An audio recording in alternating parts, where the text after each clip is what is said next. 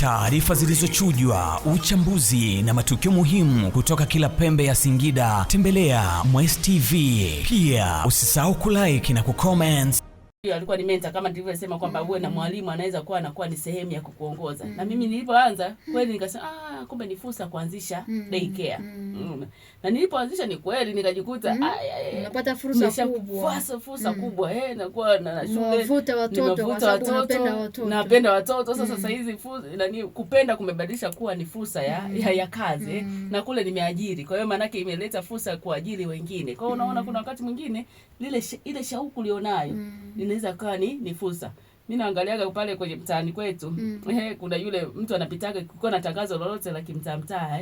Unakuta anatangaza leo siku na nini mtaani kwetu sio nini. Nikasema huyu mtu inawezekana alikuwa na maneno mengi, lakini ile kuwa na maneno mengi sasa huyu ni fursa huyu. Kwa hiyo sasa hivi ndo amekuwa mtangazaji wa vitu mbalimbali vinavyohitajika vya jamii. Kwa hiyo maana yake kumbe tunasema ile shauku yako ulionayo, una shauku ya kitu gani? Ile shauku ndo uifanye kuwa fursa kwenye jambo fulani.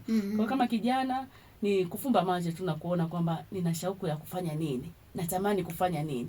Anza kidogo kidogo. Hiyo ulichonacho, natamani kuwa mtangazaji kama Fatma hapa. Tembelea Standard Radio, kutane na upate elimu.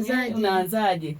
Unaweza kujikuta kwenye hiyo mazingira haya unaweza kukuta ndio unaweza ukatumia fursa. Lakini kuna kitu kingine ambacho tulikuwa tunasema kwamba jenga tabia au tunasema jenga mikopo, jenga kuwa na nidhamu ya mikopo. Sasa mikopo mimi kwangu huwa naitafsiri kwa namna tatu. Kuna mikopo ya kifedha, kama tumeshatoka kuiongelea hiyo. Kupata sehemu sahihi, na kabla ya kupata hiyo mikopo ya kifedha ni lazima uanze na elimu kwanza. Bila elimu huwezi kuwa na fursa nzuri ya kutumia mikopo. Lakini mikopo mingine ni mikopo ya watu. Yaani tunasema unatengenezaje network yako? Unatengeneza na kina nani? Wewe usije ukajikuta tu kila saa unakaa tu na watu ambao kila saa tu mnaongelea mambo ya ajabu na kushawishi vitu vya ajabu. Kumbe ukianza kujenga na watu makini unaweza kujikuta unatoka pale, unaanza kutembea na watu, unakuta wanakupeleka sehemu sahihi, mazingira sahihi, unaanza kukuta unaanza kupata fursa kwenye ile shauku yako au ile ndoto yako iliyokuwa unaiwaza. Lakini kitu kingine pia kuwa na mkopo wa kwenye akili. Sasa kwenye akili mimi nasema kujifunza. Kuna mtu anasema mimi kusoma vitu kuenda kwenye elimu hizi bila kuwa kwa sababu ile ni kama unajikopesha bado hujaiona hela. Lakini ile fursa ya kupata mafunzo, kujifunza, kusoma, kushiriki kwenye semina mbalimbali, hizo ndo zinakupa fursa za kujikuta umefika mbali kwenye maeneo hayo. Kwa kama kijana tukitumia hizi aina za mikopo ya namna hii inaweza katufikisha. Inatusaidia, yes. Kwa hiyo mimi nimekuja kuona kwenye hilo ni jambo lingine. Lakini jambo la tatu ambalo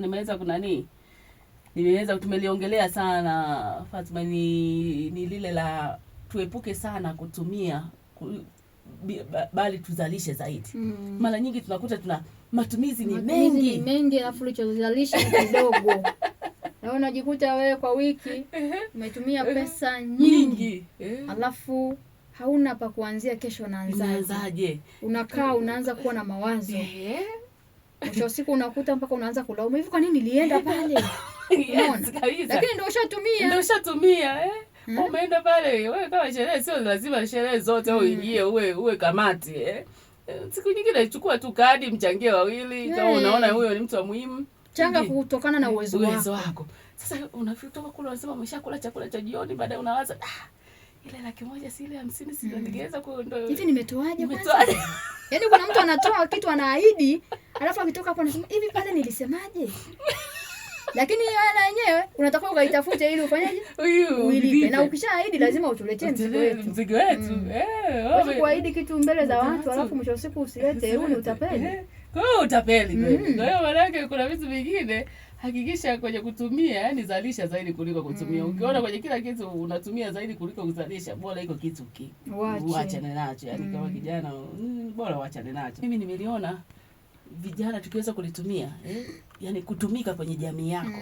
Unatumikaje? Unajua hizi watu hawajajua tu, hizi zinatupaga fursa nyingi sana. Kwenye jamii yako wewe una kitu fulani, wewe ni mtu wa kuchukua matukio. Wewe ni cameraman, kuna matukio yanatokea kwenye jamii yako.